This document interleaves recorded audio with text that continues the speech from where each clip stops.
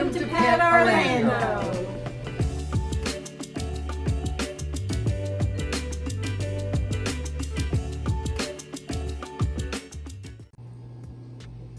Hello everybody, welcome back to Pet Orlando's Talk to the Paul, episode number 3.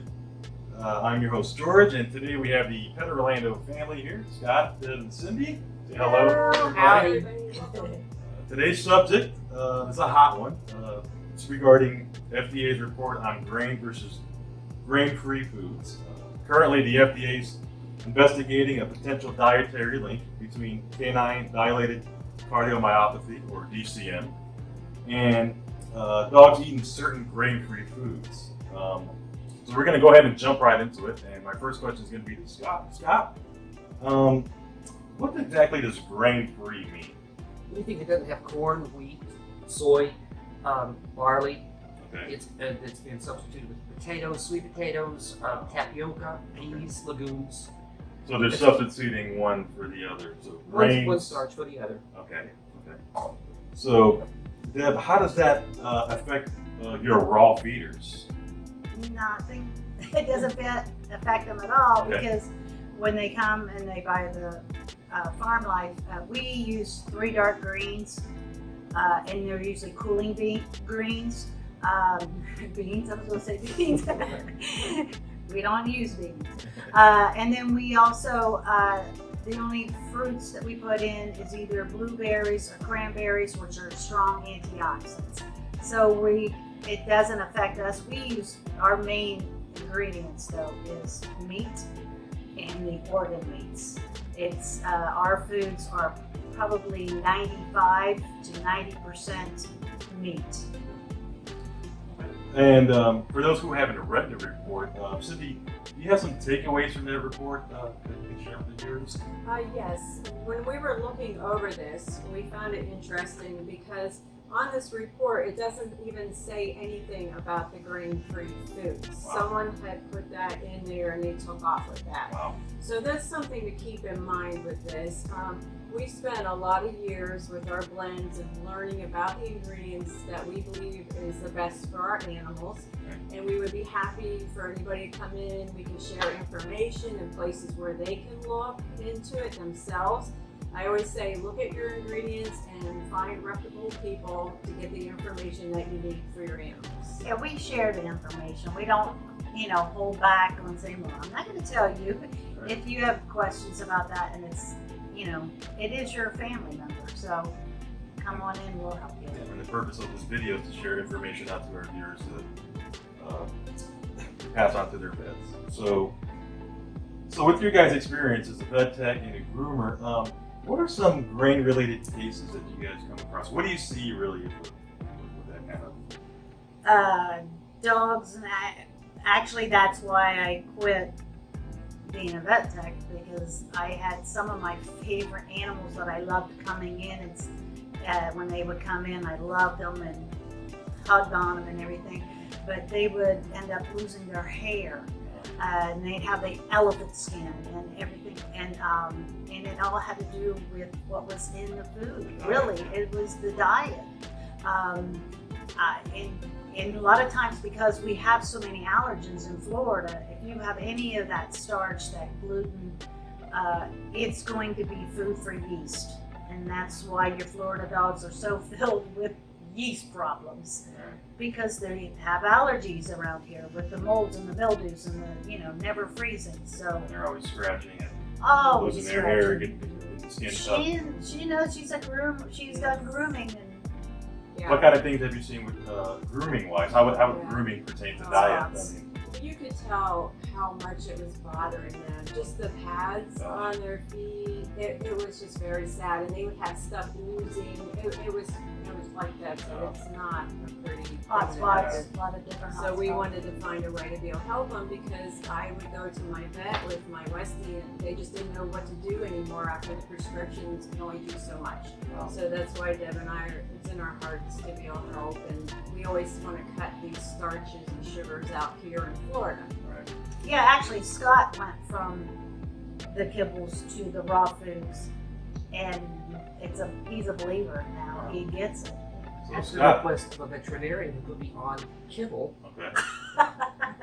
and now our whole family is on raw. So Thriving, not just surviving. excellent. So speaking about kibble, Scott, how is kibble made? I mean, I know you have grain kibble, grain-free kibble. If you can elaborate how it's made, you guys can jump in. It's an extrusion process. It's a drying process where they have to have a binder and a protein. The carbs or the binder actually bind the protein together, and then it's dry. But So- they have to have a lot of carbs, a lot of, whether it's going to be grain, corn, wheat, or grain-free potatoes. Both of those are very high starch, high sugar. Right. You want to elaborate? No, I mean the only thing is what you have to watch for is if they're going to go away from the grains, any kind of starch you have it's like they said will produce sugar into your dog's body. Right. And if they're allergic to a pollen out there, they're going to start itching. Well, guess what? After they start itching, it turns red, it turns inflamed, and then the yeast starts eating on them. Right. And they have sugar to fall back. The other thing is that people don't realize cancer eats off of sugar. So, and that's my biggest, that's the one thing that I want to fight the strongest with. And so that's another reason why like Grandma used to say, eat your greens, because that really will help you and healthy.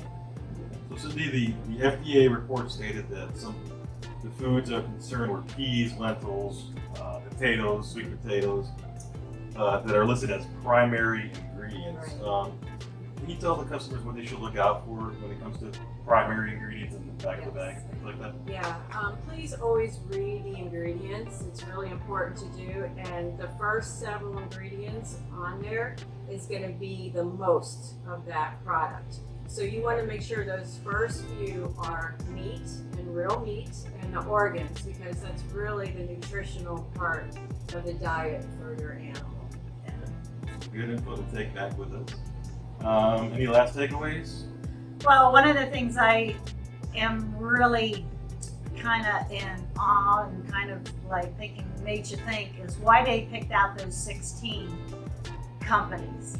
Because when somebody reads that, the only thing they're thinking of, oh, those 16 companies, those are the ones that's killing the dog. Right. That's not it. That's not it at all. One of the things I found out was there was 560 dogs in this testing, and there was 431 of them that are the ones that ate out from this company, from these different companies. The other thing is 129 of them were not even eating any of these kibbles and still got cardiomyopathy. Here's the thing. The other thing you have to understand, it doesn't tell you in the testing of this FDA is whether the dogs were overweight, which has a lot to do with cardiomyopathy, feeding it too much kibble.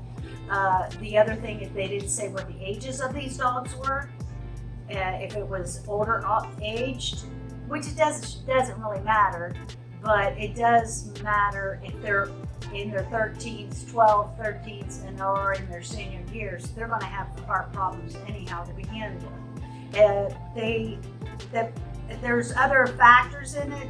They didn't say how young they were or how old they were. That's a big factor. I have large breed dogs. I worry, and cardiomyopathy is something I have to know because I have all large breed dogs. But I'm more concerned of bloat with kibble than I am with the cardiomyopathy. So with the cardiomyopathy or DCM, if you see the acronym, just want to explain to the folks that it's a primary disease of the cardiac muscle that results in the decreased ability for the heart to generate pressure to pump blood through your pet's body. Just want to give that out And there. it makes sense for large breed dogs because they're larger. Right. There's a lot more Larger to heart. pump. So that makes sense. But it's to put them all in this. And I'll tell you also, one of the other things that they didn't tell you, the majority of the dogs of the breeds was golden retrievers, which golden retrievers is also the breed, one of the highest breeds with cancers too.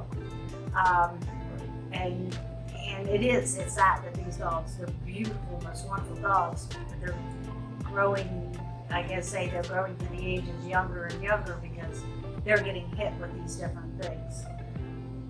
And the genetics, you have to keep in The mind. genetics is the other thing they didn't put in. Well, they did put in genetics, but the only ones that they really had was the golden retrievers. They didn't put in the other different ones. There's also some smaller breeds that are genetically have cardiomyopathy in their background.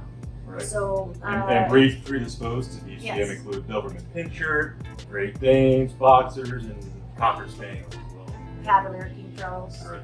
Yeah. Do you guys have anything else to share? If not, I'd like to thank you for watching the video. Stay tuned for episode 4 coming out soon. Please like our video and comment if you have any questions. Please feel free to reach out to anybody here at Pet Orlando. Yes, please. And you We can answer. go to www.petorlando.com. So you had something? At D Lynch at Pet Orlando, that's how you can reach me, right to my desk. So give me a call or email me. Thank you, everybody, and see you next video.